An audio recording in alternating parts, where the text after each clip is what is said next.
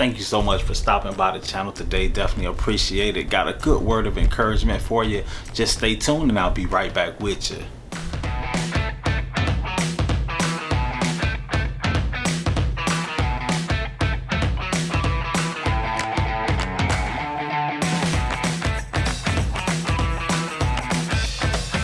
Father, we just come to you in the name of Jesus, thanking you for your trust in us, God. We thank you for the ability to be faithful, God, and focused, Lord God. We thank you for your joy, your peace, your love, and your kindness, Father. In Jesus' name we pray. Amen. What's up, everybody? Thank you for stopping by the channel. I definitely appreciate it. Stop by just to have a great word of encouragement for you. How to restore trust back in your relationship. Now that's tough. That is a toughie. I definitely wanted to sit by and think on this one, because this one is tough and it's definitely something I've been through. So this is definitely one that hits close to home, but I wanted to go ahead and hopefully encourage you, that give some encouragement that this is something that can happen. I do believe that God has things in order for things to happen. So in this order for me is very simple, the order, but the task is not simple at all. But I feel that how to really restore something, you have to first come clean. And I think that coming clean is going to be the easiest part to say, but the hardest thing to do. And I think anytime that there's either infidelity or any type of cheating or dishonesty, or it doesn't even have to be cheating where it's sexual, it can be something where your mind puts you in a mindset that you shouldn't be in, whether you're married or unmarried, or if you're in any type of relationship. These things do happen, and people go through this every day. So I understand that it's something that I wanted to make a video about, but I just wanted to share encouragement about that you can get through this storm, that this storm too will pass. But it's one of those things that coming clean, or Pastor Usher said it best. These are my confessions, just when I thought I said all I can say. I'm just kidding. But he did. You gotta go ahead and open your mouth and tell that person the truth. And I think that part is hard, because in your mind you're building up this memory thing of you making this story, what's going to happen, how they're going to react, and we always assume the worst. That's how I think. But it's not even worrying about your assumptions, it's worrying about that person's feelings and how they're going to react. But in the moment of the whatever happened, that person's feelings was not really there, because if they was, it probably would have stopped what you were about to do or did. But it's not to say that you shouldn't tell this person, because I think that that's a lie. Whoever tells you to keep it to yourself and all that stuff, I disagree with that, because I feel like you're hurting you and that person, because you have to let that person make the decision for themselves whether they're gonna want to move forward with you. And sometimes this may be even you risking your family. And I think that it's a lot of times best for this stuff not to happen, but it does happen. And I witnessed a lot of this, and through me growing up, through other men, me seeing things, and even me making mistakes myself. And it definitely, before I got married, and things happened. And I remember before I got married that me and my wife were chilling together, and this was days before I got married, and I just told her everything that I didn't tell her, because I felt like I'm going to the altar with this woman before God. And we were dating. Before we started dating, I wasn't a player, I just crushed a lot. Literally. But I definitely wanted to tell my wife things that I may have gave her half stories or not told her everything, because it wasn't about it hunting me later. I just felt like she deserved to hear. But in my mind, I just thought she was gonna explode. I'm not gonna say I thought she was gonna call the wedding off or nothing like that, but I was scared. I remember telling her, and I was fearful of her reaction. But I told her, like, this is what happened, and my wife, her reaction was quiet at first. She didn't cry or anything like that, because it wasn't serious, and it was years before, years before we got married. We were together, but we were starting out. But main thing is, I cheated. And that's not funny, but that's something that it happened. And I was just in a mindset of, I was young, man. And it's not young, old, don't matter the age, it happens. And I'm not excusing what I did or anything like that. I just was honest with my wife, and I told her, this is what happened, and this is, like I said, prior to us getting married. And right now, today, we've been married for 14 years and some change, and together for 16 years. And God has elevated us, and elevated us. But one thing that I can say that's been a consistent thing in my marriage, other than God, is with God, is communication. And we communicate. Sometimes it's through arguments, like I always say in my videos, but we come out and we talk about things that are either bothering us or dear to our hearts. And I don't really hide anything from my wife. I can't always tell her everything, but because she's not God, so I can't give her all and everything about me. I gotta talk to God, and God allows me to seek godly counsel to other things, but I do talk to her and I communicate with her. And sometimes we argue, sometimes we fuss and fight. I'm not gonna say we're normal, because we're not. But we are believers in God, and I understand inspiration comes from other great couples, and things that I've seen and read, and I try to be the man that leads my family with my heart after God. And I try to be honest and truthful, and I try to be humble, and letting her know that what's going on with me. And that's something I'm working on. Even when I'm not at 100, I'm working on it. But I think that going back to what I was saying, and is basically restoring that trust with us, was us me first confessing to her, and us agreeing that this was something that happened in the past, but I wanted to tell her. Now, her reaction was, like I said, she was quiet, but she explained to me that it happened. She forgave me for it, and we moved forward. And a couple days, maybe a week or so later, we got married. And I just felt like I had to tell her. That was the feeling that I had.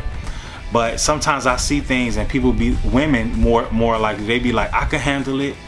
And it's sometimes I feel like they're saying it so they can just know. But I think that it's not about you handling it. The information that you're getting is what you do next.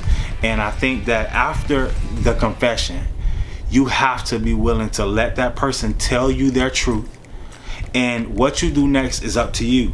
Because you can decide that, hey, I can't deal with this. We're done. But that decision is up to you. But if you want to forgive that person, you guys, I would recommend this highly, is seek godly counsel. Go to somebody who can, not be biased towards either one, but somebody you can tell your truth with, and they can help you guys get counsel together so you can restore your relationship. That's something that's very important. In a lot of couples, people get married and they be like, shh, don't tell nobody when you having problems. And I think that that's the devil. Like, it is the devil. Let me say it like that. Because it's something that if you going through something, why would you be quiet about it? When it's time to celebrate something, you're talking about that. But you're struggling with something, you have an issue, and that's time to be quiet. That's when you're supposed to be talking to the right people the most. Talking to God about it first, the most. Because you don't want to be quiet at that time. Because that's the time that the enemy's coming to attack you. The Bible says he comes 7 times stronger each time he comes. So if he came and he missed, the next time he gonna come harder. So you're supposed to communicate with God, open up your mouth, seek godly counsel. And what that means is people who have knowledge. about the topics that you're going through. Don't go for people who are going to be your friend and biased towards the other person, because that's not going to help you guys. And these tips here are if you want to stay together and continue with that person. But you can close the door on a relationship and still have to continue with that person because y'all have children together, or you may have whatever it is. But I would say seek godly counsel. That would be step 2. Step 2 is seek godly counsel and get somebody that has an ear to God, or definitely, if it's not the godly counsel, has an ear to understand relationships, because relationships it's an up and down thing, and it's meant to be challenged. And a lot of people can't handle challenges. They don't know how to handle storms. They run when it starts raining. And you're supposed to, that's the most important time. You're supposed to either learn how to swim or learn how to stand up in the water. Ooh, that was good. But I think that with relationships, people, they miss these steps. And it's not to say that somebody wrote a book down and told me all these things. These are things I've experienced myself and understand that, and I've seen even through my parents, is that with relationships, you have to have steps in order to be successful. You can't pretend with the relationship. Even if it's a friendship, you can't pretend. I like everything she likes. What's that movie? Coming to America, one of my favorite movies. Whatever you like. What type of food do you like? Whatever you like. What type of drinks do you like? Whatever you like. That ain't real. That's fake. Because my wife loves drinking water. I love juice. That's no secret. But I'm not gonna try to be her, and she ain't gonna try to be me, basically.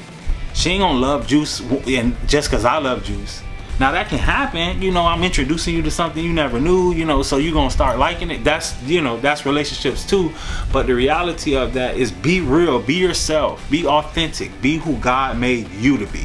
And I think that a lot of people struggle with that in relationships because it's hard to, this big whole thing that happens and this image that you gotta have for the social media window, and everybody's looking at you and this and this. No, forget about all that. Listen to me. Check this out. God wants you to be blessed. God wants your relationship to be blessed. He wants your friendships to be blessed. He wants the best for you. So what that means is that you got to talk to him first. Don't post it on social media before you talk to God.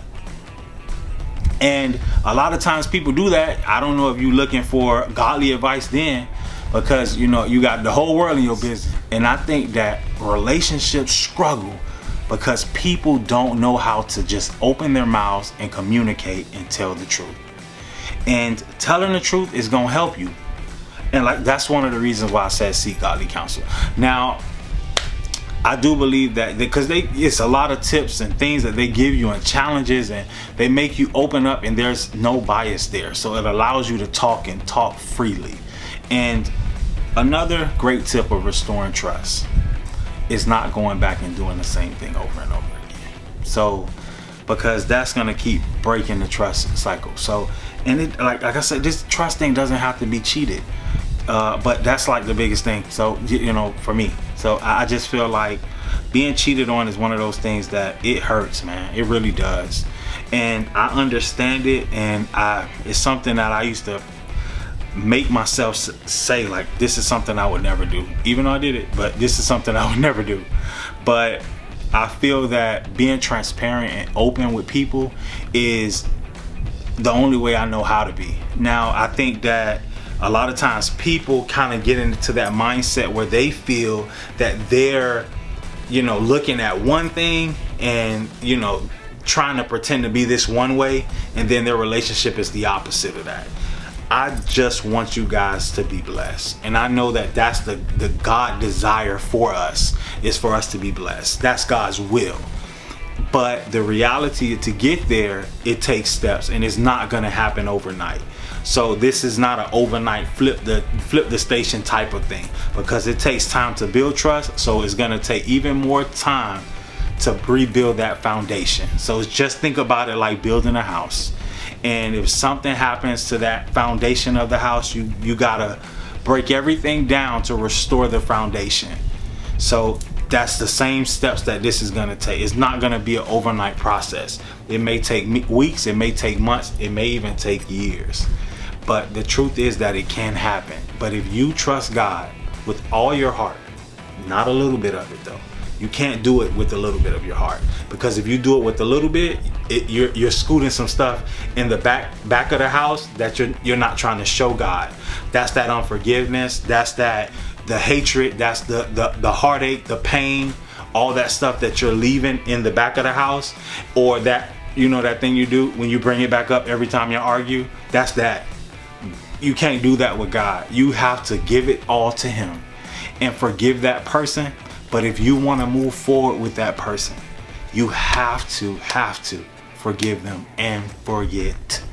Not forget that it happened, because that's your mind, your memory, but you'll lose the trust that you're trying to build every time you think like, oh, they didn't answer their phone, so something's happening. So that's the thing about it, is that's why I say give it to God. I don't want to make this video super long. I know I'm going to have to do a few different parts to this, God willing, but I hope that this was a blessing to you guys. And just, you know, opening up your mouth and confessing and seeking godly counsel was the 2 points that I really wanted to make in this video. And hopefully I got my point across. I am so grateful and thankful that this channel is growing every day. Thank you guys. Y'all are a blessing. Everybody who's sharing the videos, who's liking them, commenting, subscribing. All the time I'm getting messages from people that are just being blessed by the words that God is using to come through me. I'm only a vessel, so I'm just being humble, open, and transparent, like I should be, like every minister should be, like, because it's something that God wants to see through us. But I trust that God is gonna bless you guys in a special way. Please like the video, comment, subscribe, and if you haven't already, hit that subscribe button so you can see the new content. Hit that bell too, so you'll get a notification every time I drop a new video. I try to do videos every single Sunday. I drop a video, and if God says otherwise, I will do as well. But you guys be blessed. Thank you so much for watching my channel. I love you, and so does God.